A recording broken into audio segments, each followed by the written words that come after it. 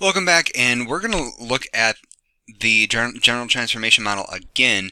And as I mentioned, we want to look at the effects of C and D because that's the easiest place to begin because those are just additions. So we want to see what effect they have. So here we have a function x squared, so that's our parabola shape, and we want to describe the effect of this transformation using tabular, graphical, and descriptive representations. Okay, so let's begin with the tabular form. So I'm going to make a table here of x and f of x.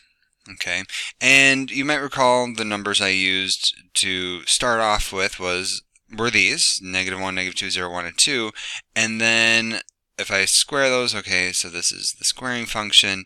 I just have to, oops, not 2. That would be a 1. 1, 0, 1, 4. Okay, so this is our basic function. Now, what this is saying is it's saying, okay, compute f of x first, and then tack on 3. So now I'm going to make another column in my table, which is f of x plus 3, and all I'm going to do is take whatever value I computed in f of x and add 3 to it. So I get 7, 4, 3, 4, and 7. Okay, so really all I did was add to the y, right? So when I look at this graphically, okay, so here I should probably count out to 7 in y. So 1, 2 that way, 1, 2, 1, 2, 3, 4, 5, 6, 7. Okay, so if I were to look at f of x, okay, that's this graph, right about there and right about there. So I get something that looks like this-ish. Okay, and then I shift, and then I add 3 to the y for the second one, so it'd be here and here and here and up here. Okay, so here are the two graphs, and if I look at them long enough, you'll just maybe notice, oh, like the y value it went up by 3. Okay, so what we would call this so we would notice that this went up by 3 units, so that's a descriptive. And so then you might say, oh, well, it went up 3 units graphically, and I added 3 units, so then you might be bold enough to say, okay, well, if it's a -3, it's going to go maybe down. Oops.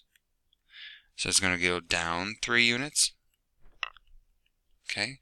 And you would actually be correct. So when we look at D in our general transformation model, what we end up saying is that for D, this we would call a vertical, I call it a vertical shift. The textbook calls it a vertical translation by D units. And then just for further clarification, it would go up if D is positive, and it would go down if D is negative. And if it is 0, well, then you don't have a shift. Okay, so we talked about D. Let's talk about C. Okay, now this one might be a little bit more challenging. So we look at the square root graph. Okay, so I'm going to just make the table that we had before. So 0, 1, 4, and 9 were the values I picked. And so now for y, which is f of x, which is also the square root of x. Okay, I get 0, 1, 2, and 3. Okay, now we got to think about this a little bit. Okay, this one's going to require a little bit more thought and energy to understand. So this is saying now instead of x, right, I have x plus 2. So I'm going to make a new column on the left side of my table now. This is x plus 2. So now what this is saying is that instead of x, I have x plus 2. So I had 0, but now this is the same as, so for this coordinate, x plus 2 is the same as 0, so I go ahead and solve, and I get x is equal to -2. So that is what I would have as a new x value. My y value would remain unchanged. Again, I don't change this column of the table because I'm not changing the y value. I'm not changing the output. I'm just changing the input. Okay, for this next one, okay, again, I have, instead of x, I have x plus 2, and that's going to equal 1. Okay, go ahead and solve. X is equal to minus 1. Okay, for the next one, again, here, I would say, okay, I have x plus 2 is the same as 4 now, and then, so this is going to be just 2. Okay. And then finally, I have to look at this one, and this will be x plus 2 is equal to 9, so then x is equal to 7. Okay, so now I have this new column. I have these new x values. What I'm going to graph is this x with this y for my transformed function.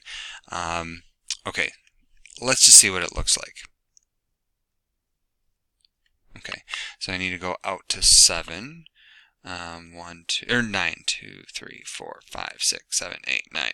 Okay, and up 1, 2, 3.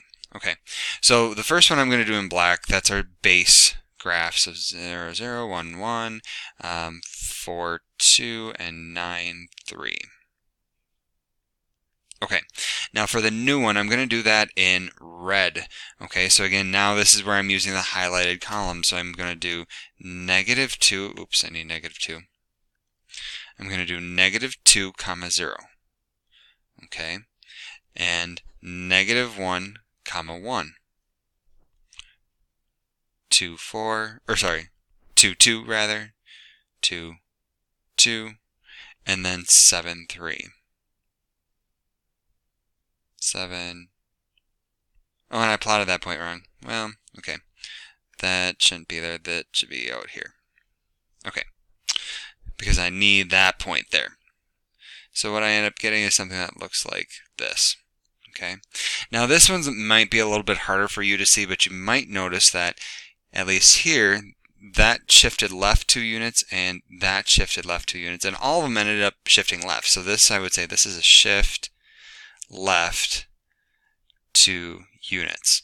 And again, the 2 isn't coincidental. There's a 2 there, so that's how we go. And then, so you might say, okay, well, if it was plus 2, it was a shift left. Minus 2, it might be a shift right. And you would be correct again. So this would be, for C in general, what you can say is that if C is greater than 0, it is going to be a shift left C units, and then if it's negative, it's going to be a shift right C units. Now this one is the hardest for me, or one of the harder ones for me to wrap my brain around, because when I think shifting, I think positive is going to the right. Well, it's going to the left. It's backwards, okay? And that's actually going to be true. Horizontals is, for me, I always think of them as opposite of what I want to say. So positive means right. Nope. Transformation is actually left. Okay. To wrap up our discussion here, okay, we talked about translations. I call them shifts. Same idea. Okay. Translation is just a little bit more formal. So in our general transformation model, we're looking at C and D. And let me change colors for that one. There we go. Okay. So D, we talk about that as a vertical translation, and if it's if D is positive, then we go up. If D is negative, we go down by whatever D is. For C, we call that a horizontal translation, and so here, if C is positive, then the graph shifts left. If C is negative, we shift right. All right, and so that's going to kind of wrap up our discussion here, and then we still need to talk about A and B in the next video.